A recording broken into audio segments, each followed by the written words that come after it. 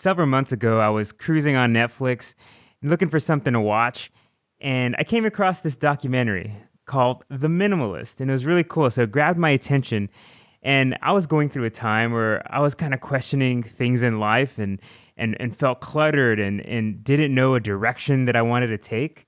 And this movie just completely called out to me. So I'm really excited to welcome today Josh Millburn of The Minimalist. They have a great podcast. He's also an author. Welcome to the show, Josh. Hey, thanks so much for having me. I really appreciate it. Yeah, so tell us a little bit about this documentary for the folks at home that may not have seen it yet. Tell us when you guys decided to put together this film and the story behind that. Well, let's see. I'm 36 years old now, but the journey into this thing called minimalism started in my life a long time ago, like 7+ years ago, maybe 8 years ago. I was sort of late 20s, living the American dream. I had grown up really poor, and I thought the reason we were unhappy is because I didn't have a lot of money. And so when I turned 18, I went out and got that corporate job, and I spent the next decade climbing the corporate ladder. By age 27, age 28, I really achieved everything I ever wanted. I had the six-figure salary, the luxury cars, the closets full of expensive clothes, and the big suburban house with more toilets than people. I really had all the stuff to fill every corner of my consumer-driven life, but it turns out those things weren't making me happy. And unfortunately, it took two events in my life to realize this. When I was 28, so this is back in 2009, my mother died and my marriage ended, both in the same month. And sometimes it takes these sort of unfortunate, strange, unexpected, inciting incidents to make a step back and start to question our life's focus. And for me, I realized I was so focused on so-called success and on achievement and especially on the accumulation of stuff. And while I might have been living the American dream, I realized it wasn't my dream. And it sort of took getting everything I thought I wanted to realize that maybe everything I ever wanted wasn't actually what I wanted at all. And right around that time, I discovered this thing called minimalism. And I noticed this whole community of people from radically different backgrounds. There were single guys who were traveling the world and everything they owned fit in their backpack. But then there were also people on the other side of the spectrum. There were people like Eva and Leo Babalta, who had 6 kids, and Leo's in the documentary you mentioned. And they were a whole minimalist family. And I saw all these different perspectives, but they had a few things in common. The first thing I noticed is all these different minimalists were living meaningful, deliberate lives. And the second thing I noticed is they all contributed those meaningful lives to this thing called minimalism. And I realized I wanted to simplify my life, but I didn't really know how because my life didn't look exactly like any of these people. And so I realized I sort of needed to go and tweeze out ingredients from all these different minimalist recipes, so to speak, so I could form my own recipe for living a simpler life. And that was right around age 29, and I started simplifying.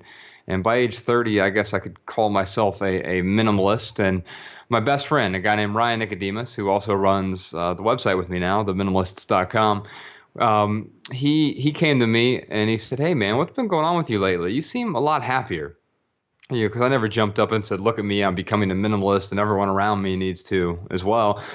For me, it was just about exploring my own journey and figuring out how do I simplify my life so I can regain control of what's most important. How can I figure out even what's most important? So as I simplify my life, people at work started coming up and saying things like, "Hey, what's going on with you? You seem less stressed, and you seem so much calmer, and why have you been so nice to me lately?" And I realized that simplifying my life had all these profound changes that I didn't necessarily anticipate at first, or all these sort of additional benefits. At first, I realized I needed to simplify my life because I was regaining control of my health and my relationships and really my finances. It started with my finances for me because back in the corporate world, I made good money, but I spent even better money.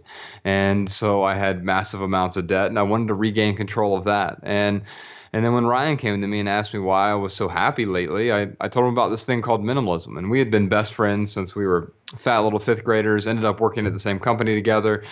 And at one point, we had achieved that ostensible success, but we had sort of become miserable in the process. It wasn't what we thought it was going to be. And so I told him about this thing called minimalism and how I'd spent the better part of a year simplifying my life, letting go of the excess to figure out what was important.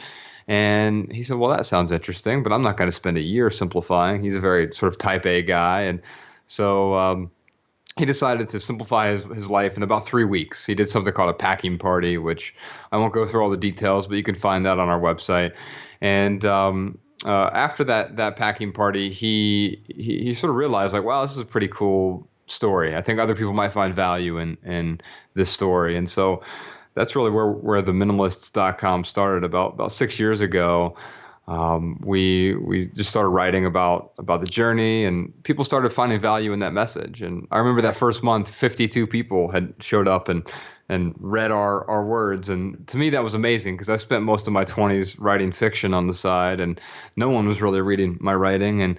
And now, at least a few dozen people, but a few dozen people turned into a few hundred, and a few hundred turned into thousands, and thousands turned into hundred thousands, and then millions. And so about 20 million people in our audience now after the documentary has come out, between that and the Minimalists podcast and the website and social media. And really what I've learned is that when you add value to other people's lives, they're pretty eager to share your story and your message with their friends and family. And adding value is a basic human instinct. And that's really where the documentary came from, was how do we find another vehicle to try to talk about this message of simplifying? Because it had been for the longest time just sort of the Joshua and Ryan show and the minimalists and everything we had talked about. And while that was fine, we wanted to shed some light on some other perspectives. So we had minimalist families, tiny house people, people who live in larger homes in the suburbs who are minimalists, minimalist families, and entrepreneurs and artists and journalists who all use these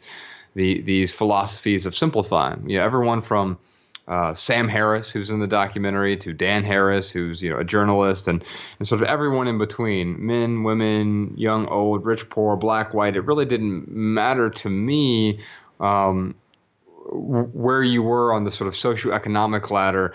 We're all striving to live a more deliberate life, and we wanted to give people some of those perspectives, and that's where the Netflix documentary really started. Yeah, that's so awesome. And, as I mentioned, that documentary made me start thinking differently. But one of the things that I read and that I got from the documentary is that it's not necessarily all about material stuff. There's a little bit of misconception about minimalism, thinking that it's just not about having things. While that's a big part of it, probably, it's more than that. Yeah, I think that it kind of starts with the stuff. For me, the material possessions were the initial bite at the apple that changed everything for me. But it goes way beyond that. I mean, I think anyone who's listening to this right now, you could go home today, you rent a dumpster and throw all your stuff in it and be utterly miserable. And that's because I think consumption isn't the problem. Compulsory consumption is the problem.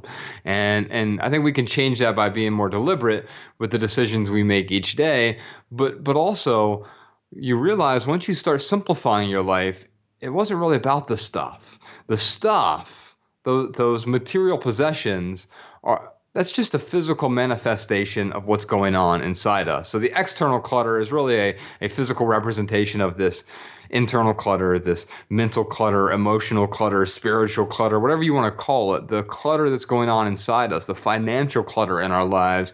And once we start dealing with the sort of excess stuff, the physical representation, we're able to start dealing with all that other sort of existential clutter as well. And by doing that, we're able to identify maybe what our values are, what our beliefs are, and start to live a life that is certainly not a perfect life. And it's not even an easy life. As a minimalist, my life isn't perfect. It's not even easy. It's a simple life, and it's more deliberate. My actions, my short-term actions align with my long-term values. I'm constantly striving to be the person I want to be, and getting these excess junk out of the way has helped me do that. Okay, so what are the steps to becoming a minimalist? What are the first things we have to do? And in particular with sentimental things, one of the things I like about some of your writings is that it's not just about having a big TV and a big couch that bogs people down in life. They get hung up on things from the past, books that meant a lot to them when they were kids or gifts they received years ago that have no real meaning in their lives anymore. How do we begin to unload that stuff? Yeah, it's funny you say that because the LA Times a couple years ago, they counted people's stuff, and the average American household has more than 300,000 items in it. And of course, most of us aren't hoarders, though. We're not contenders for the TV show. We just hold on to a lot of stuff, like you said. We hold on to this sort of a lifetime of collected memories. I know that's what I did. I had that big suburban house, and it had two living rooms and a three-car garage and all of these the full basement full of stuff. And it's not that there was anything inherently wrong with those things. It's just I wasn't getting much value from it. So you're asking, where do we start? It actually doesn't start with an action. It starts with a question. At least it did for me. And that question was, how might your life be better with less? And the reason that question was so important is because the answer is going to be different for everyone. If you were to go ask 5 or 10 different people that question, you're going to get five or 10 different answers because the benefits are going to be different for each person depending on where they are in their life. And that question might change over time as well. Being 36 now and I have a 4-year-old, my life looks appreciably different from when I was 28 and I first started embracing minimalism. And so how might your life be better with less? Is answering that question. It helps you identify not just the how-to side of things, but the much more important why-to side of things. What's the purpose of simplifying? What are the benefits going to be for you? And then from there, once you're ready to start taking some actions, when it's time to actually start sort of decluttering your life, I recommend starting small. You don't necessarily have to tackle everything at once. So if you want to, that's great. But most of us don't even know where to start because we don't have any momentum at all. And so getting started is really difficult. So Ryan and I came up with something called the 30-day minimalism game. Anyone listening to this can find it on our website. It's just theminimalists.com/game. But let me give you a brief overview. Basically, we all know that decluttering is a little bit boring. It's a little bit, there's some people who may have a lot of fun decluttering, and I envy those people. But the truth be told, I don't find it particularly interesting or exciting to go clean out my closet or whatever. I find a weight gets lifted afterward, but the process is a little bit tedious. So we found a way to make it a little bit more fun with some friendly competition. And so that's where the 30-day minimalism game comes into play. Basically, you partner up with a friend, a family member, a coworker, an enemy, whoever you want. And over the course of a month, you decide to get rid of some stuff. And it starts off really easy to get you that momentum you need. So on the first day of the month, you each decide to get rid of 1 item. Second day of the month, 2 items.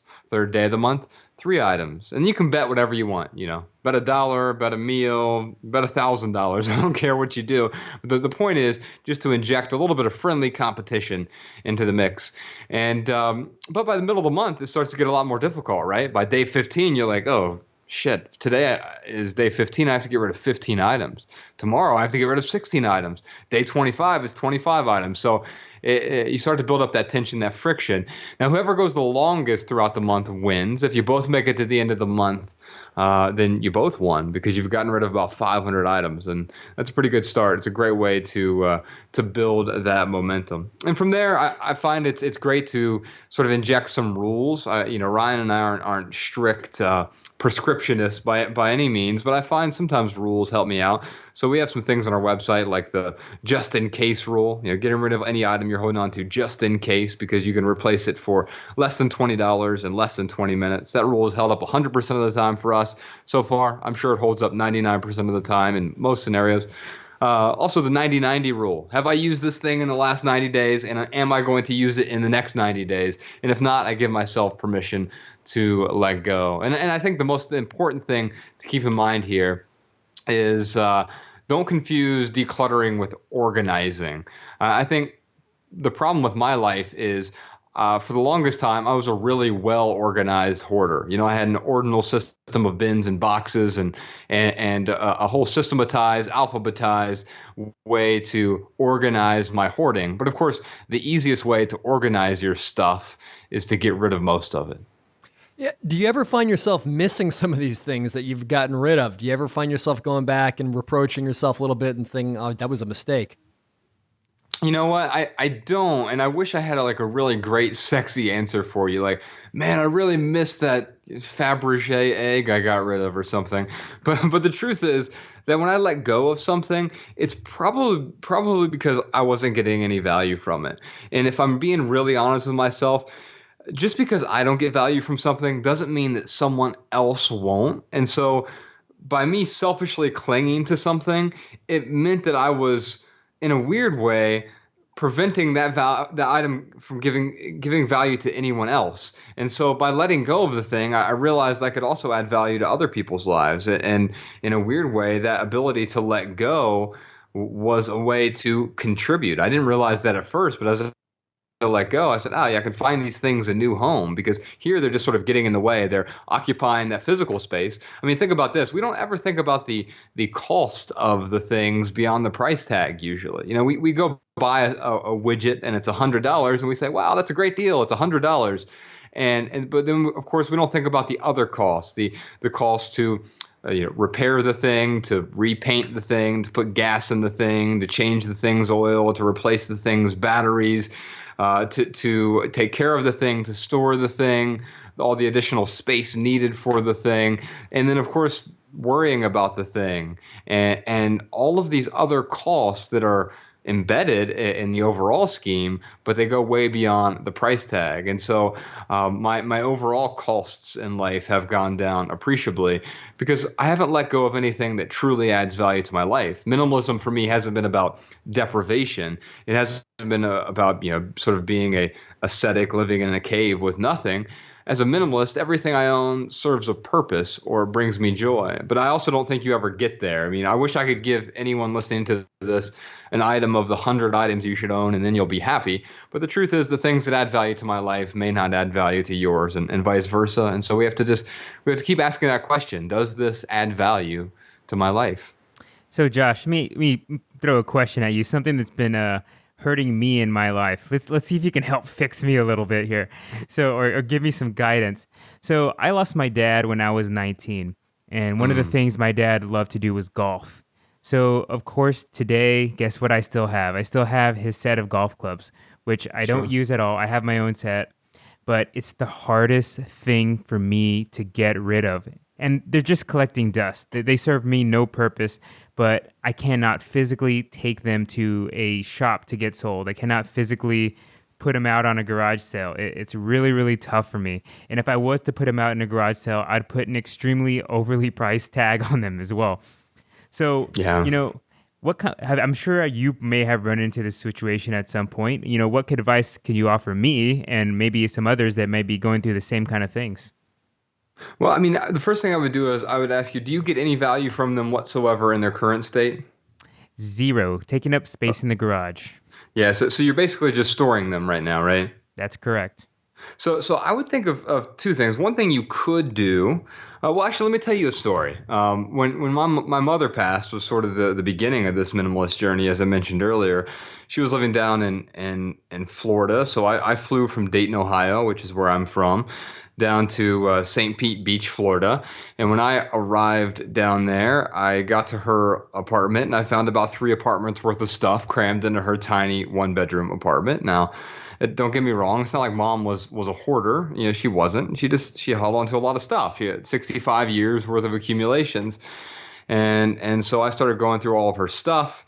And then I found, and I did what any good son would do, really. I rented a U-Haul, and then I rented a storage locker back in Ohio. And I couldn't commingle Mom's stuff with my stuff. I already had a big house and a full basement full of stuff. But I figured a storage locker would, it'd let me hold on to everything just in case I needed it someday in some non-existent hypothetical future. And I've since learned that those 3 words, just in case, are really the 3 most dangerous words in the English language. They give us permission to hold on to a bunch of stuff that will never add value to our lives, but we think we're going to use it someday, even though we know we're not. And so I was going through all her things, packing it up, waiting for the U-Haul to arrive, and I found these 4 boxes under her bed. It was my old elementary school paperwork, grades 1 through 4. And I was looking at it and I was like, why was mom holding on to all this stupid paperwork, right? But then I I opened the boxes and all these memories came rushing back, and I realized she was holding on to a piece of me. But then I looked at those boxes, and they'd been sealed with like excessive amounts of packing tape. And I realized, like, well, wait a minute. These boxes have been sealed for more than 2 decades.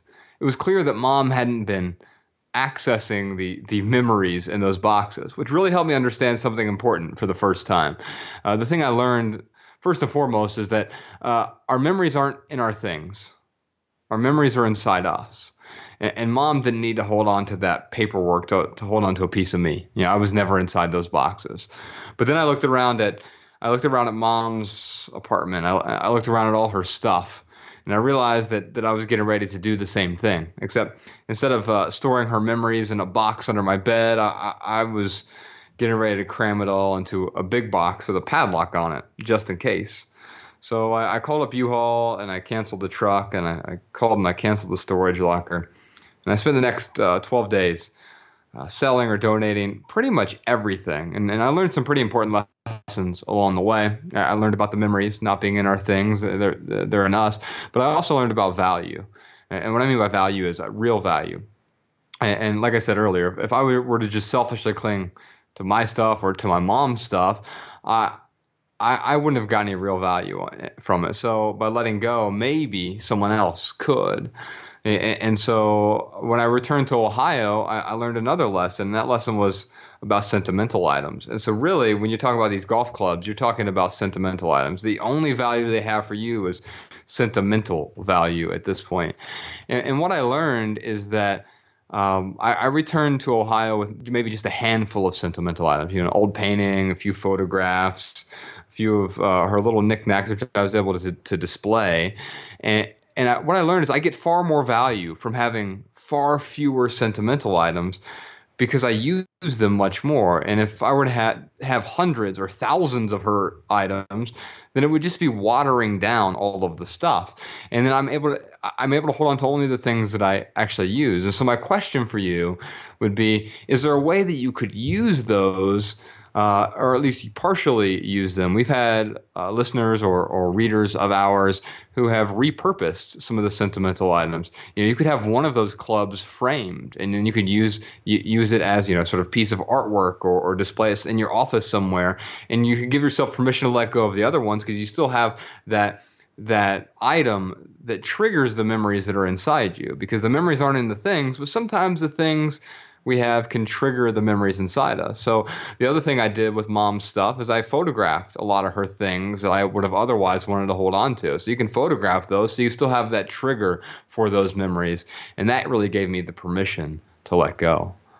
Wow, that makes a lot of sense. And you just gave me a great idea too. So I just came up with this idea as you're giving all these great tips is, why don't I try to give the clubs to a kid whose dad's into golf, that he could use the clubs to become better, and they maybe bond over that sport together and they create new memories on their own. Yeah, as opposed to you holding on to them, Yeah. you're giving someone else a chance to get value from them. And at the same time, you're removing that burden from yourself. And it's no longer occupying that space in your garage, or especially, and much more important, it's no longer occupying the space in the back of your mind. Yeah, awesome. So another thing I was wondering is relationships wise, yeah, if you're if you're a minimalist, yeah, you're probably gonna, I'm imagine, gonna have to have a relationship with another minimalist, or else your life is gonna be pretty chaotic.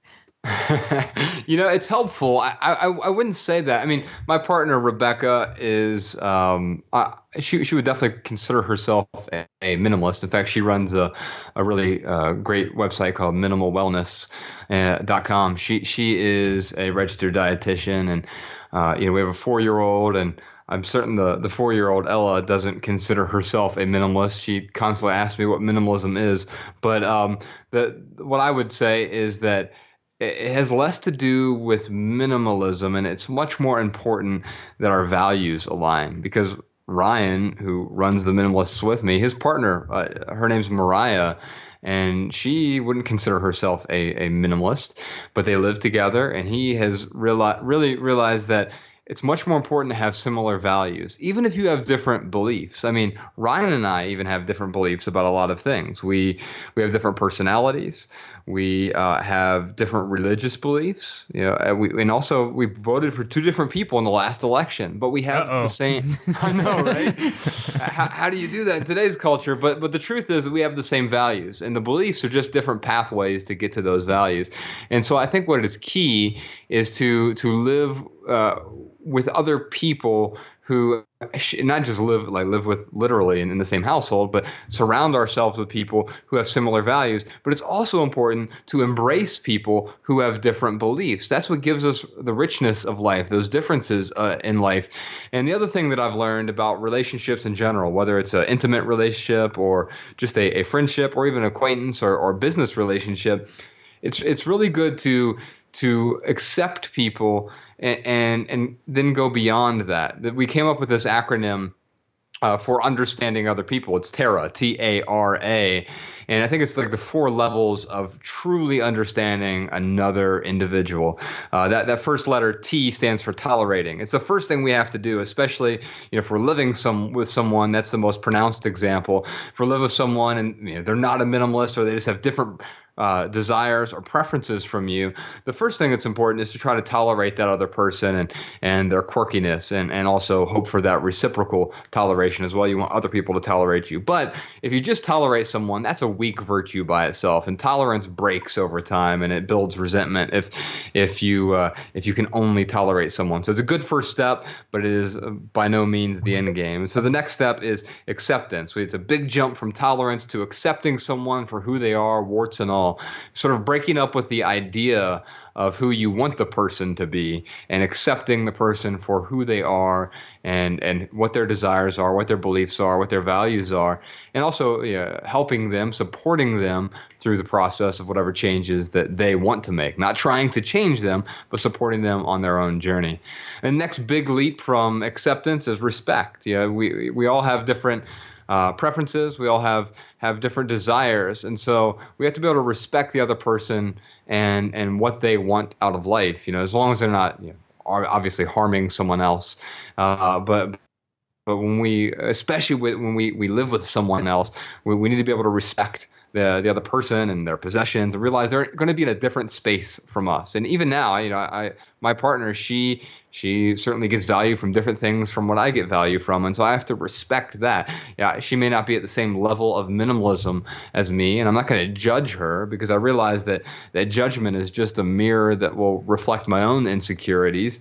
And so what I've learned is I need to respect her for who she is, and hopefully she'll do the same for me, and thankfully she does. And the last big leap there, that TARA, that final A there, is appreciation. And man, that is a huge leap, especially when we sort of, we want someone else to change, or we would love this thing to be different, but we want to appreciate the person for who they are, and realize that we are, to employ a overused cliche, perfect within our imperfections.